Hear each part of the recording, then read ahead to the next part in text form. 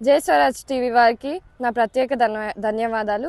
నేను శ్రీ సహస్రరాజ్ జేఎన్ఎస్ వరంగల్ క్యాంప్లో నేర్చుకుంటున్నాను. SRH versus GT.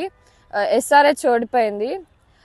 మన ఎస్ఆర్హెచ్ 4 మ్యాచ్లు ఆడి 1 మ్యాచే గెలిచింది ఆర్ఆర్తో. సో దీనికి ప్రధాన కారణాలు ఎన్నో ఉన్నాయి.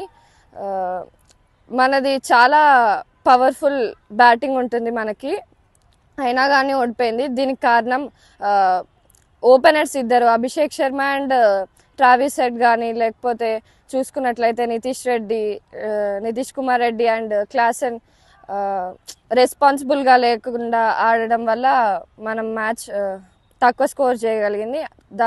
దానివల్ల నిన్న మ్యాచ్ ఓడిపోయాం.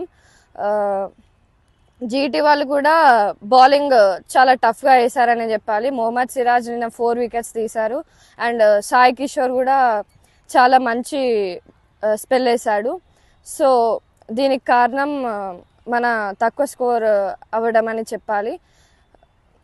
ఇంకా రెస్పాన్సిబుల్గా మంచిగా క్లాసెన్ లాంటి వారు, నితీష్ కుమార్ రెడ్డి లాంటి వారు, అనికేత్ వర్మ, ఇంకా చాలామంది, ప్యాట్ కమిన్స్, ట్రావిస్ హెడ్ లాంటి వారు మంచిగా ఆడితే మనం వచ్చే ప్రతి మ్యాచ్ గెలిచి ప్లేఆఫ్స్కి వెళ్ళే ఛాన్సెస్ ఉన్నాయి అండ్ కప్ కొట్టే ఛాన్సెస్ ఉన్నాయి.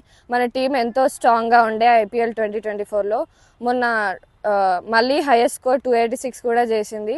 అయినా కానీ ఇది చాలా బాధాకరం అనే చెప్పాలి. అండ్ జీటీని చూసుకున్నట్లయితే నిన్న సాయి సుదర్శన్ లాంటి వికెట్స్ అండ్ జాస్ బట్లర్ లాంటి వికెట్స్ తీశారు. ఫస్ట్ పవర్ ప్లేలో బౌలింగ్ చాలా బాగా పడింది. తర్వాత వచ్చిన బౌలర్స్ కొంచెం రన్స్ ఎక్కువ ఇచ్చారని చెప్పాలి. మన బౌలింగ్ కొంచెం ఆపుకొని ఉంటే మనం మ్యాచ్ గెలిచేది. సో ఇంకా మంచిగా బ్యాటింగ్ చేసి పవర్ఫుల్ ప్రతి ఒక్క బ్యాటర్ 40+ రన్స్ కొడితే మనం ఖచ్చితంగా IPL 2025 ఫైనల్ గెలుస్తామని చెప్పాలి. RCB